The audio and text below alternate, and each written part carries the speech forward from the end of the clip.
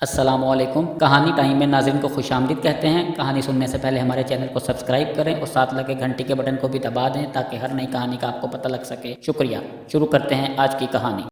ایک لڑکا جب 13 سال کا ہوا تو اس کے باپ نے اسے بلایا اور ایک پتہ ہاتھ میں پکڑا کر بولا کہ جاؤ، ادھر ایک بہت دانا آدمی رہتا ہے، اس کی حکمت دنیا بھر میں مشہور ہے، اس کے پاس جا کر اس سے یہ سیکھو کہ خوشی کیا ہے اور کیسے اسے پایا جا سکتا ہے۔ وہ لڑکا پتے کو سمجھنا شروع کیا۔ وہ کسی صحرا میں ایک محل کا پتہ تھا۔ لڑکا نکل کھڑا ہوا۔ وہ 40 دن مسلسل صحرا میں سفر کرتا رہا۔ آخر کار وہ اس پتے پر پہنچ گیا۔ اس نے دیکھا تو سامنے ایک بہت عالی شان وسیع و عریض محل بنا ہوا تھا۔ وہ محل کے اندر داخل ہوا تو دیکھا کہ ہلکی سی موسیقی لگی ہوئی تھی اور ارد گرد جوک در جوک لوگ جمع تھے۔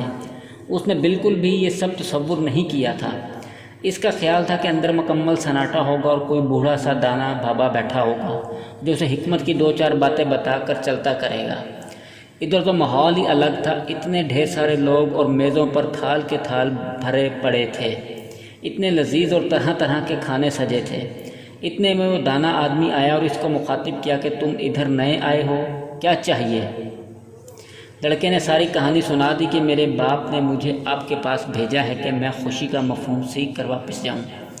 اس آدمی نے اسے بولا کہ دیکھ لو میرے کتنے مہمان آئے ہوئے ہیں، میرے پاس زیادہ وقت نہیں ہے، تم ایک چمچہ ادھر سے اٹھاؤ اور اس میں 2 قطرے زیتون کا تیل ڈالو، پھر وہ چمچہ اپنے سیدھے ہاتھ میں پکڑو، تم نے یہ تیل کسی صورت نیچے نہیں گرنے دینا، ساتھ میں میرا محل دیکھو، بہت خوبصورت بنایا ہے میں نے، شاباش، ابھی جاؤ، جب محل دیکھ لو گے تو پھر میرے پاس آ جانا، پر یاد رہے کہ تیل کی ایک بوند بھی نیچے نہ گرے۔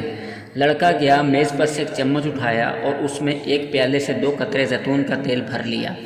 پھر وہ سیڑھیاں چڑھ کر اوپر گیا۔ اتنی سیڑھیاں تھیں کہ ختم ہونے کا نام ہی نہیں لیتی تھیں۔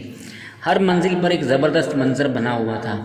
یہ ادھر ادھر پھرتا رہا اور پھر واپس آ گیا۔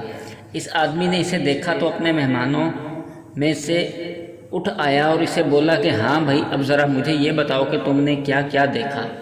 لڑکا بولا کہ میں آپ سے جھوٹ نہیں بول سکتا، مجھے سارا وقت ان تیل کے قطروں کی فکر لگی رہی تھی اور میں کچھ بھی نہیں دیکھ پایا۔ میں اوپر گیا، نیچے آیا، کسی ایک چیز کو بھی آنکھ بھر کر نہیں دیکھ سکا۔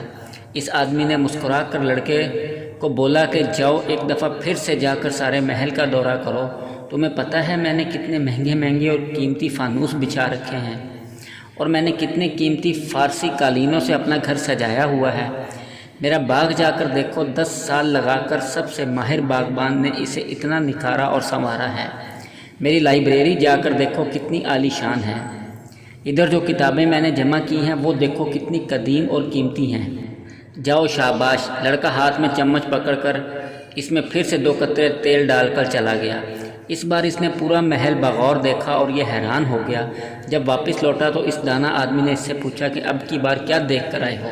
لڑکے نے جواب دیا کہ میں نے دیکھا کہ کتنی بھانت بھانت کے پھول آپ نے باغ میں اکٹھے کیے ہوئے ہیں، اتنے خوبصورت قالین، اتنے پیارے فانوس، میری تو آنکھیں خیرہ ہو گئیں۔ آپ نے واقعی بہت زبردست محل بنایا ہے۔ دانا آدمی نے پوچھا کہ چمچ کدھر ہے؟ اس لڑکے نے ہاتھ آگے کر کے دکھایا۔ دانا آدمی نے بولا ذرا دیکھو، اس میں اب تیل ہے۔ لڑکے نے دیکھا تو چمچ خالی تھا۔ وہ شرمندہ ہوا اور اس نے بولا کہ میں باقی سب کچھ دیکھ رہا تھا کیونکہ آپ نے بولا تھا کہ جا کر سب کچھ دیکھو۔ اس حکمت کے بادشاہ نے بولا کہ بیٹے، اب میری بات کو غور سے سمجھو کہ خوشی کیا ہے۔ تم جو اتنی دور سے میرے پاس یہ سبق سیکھنے آئے تھے کہ خوشی کا مفہوم کیا ہے، یہ ایک گہری بات ہے اور اسے سمجھانے کے لیے ہی میں نے تم سے یہ سب کچھ کروایا ہے۔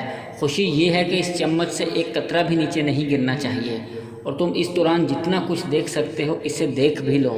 تمہیں دونوں میں توازن برقرار رکھنا ہوگا، یہی زندگی کا مقصد ہے، اور جب انسان اس مقصد کو کافی حد تک پا لیتا ہے تو وہ خوش اور مطمئن رہتا ہے۔ اس کہانی میں اصل سبق یہی تھا کہ چمچ میں 2 قطرے تیل انسان کا ایمان ہے۔ اس ایمان کو خدا نے ہر انسان میں پرویا ہے۔ انسان دراصل سانچے ہیں، ہر سانچے میں یہ 2 قطرے ایمان کے پروئے گئے ہیں۔ جب ساری روحوں کو تخلیق کیا گیا، پھر رب نے سب کو اس دنیا کے امتحان میں ڈال دیا۔ اس دنیا کو خدا نے بہت حسین و جمیل بنایا تاکہ یہ ہماری آنکھیں خیرہ کر دیں اور دل موہ لیں۔ جب اس دنیا نے دل میں زیادہ گھر کر لیا تو ایمان کا بیڑا غرق ہو جائے گا، اور جب بھی ایمان نے دل میں زیادہ گھر کر لیا تو انسان اللہ کو مقرب ہو جائے گا۔ اللہ سے یہ مانگو کہ ایسی ہدایت دے کہ تم دنیا اور آخرت دونوں میں پرسکون زندگی بسر کر سکو۔ جو انسان ایمان اور دنیا میں توازن قائم کر لیتا ہے وہ قسمت کا دھنی بن جاتا ہے، اور اسے سمجھ آ جاتا ہے کہ خوشی کس نعمت کو بولتے ہیں، کیونکہ وہ اسے محسوس کر لیتا ہے۔ جیسے اپنے پروردگار کا وجود انسان محسوس کر سکتا ہے، اسی طرح خوشی بھی ایک ایسا جذبہ ہے جسے حاصل کرنے کے لیے ایمان اور دنیا کی رنگینی میں توازن رکھنا پڑتا ہے۔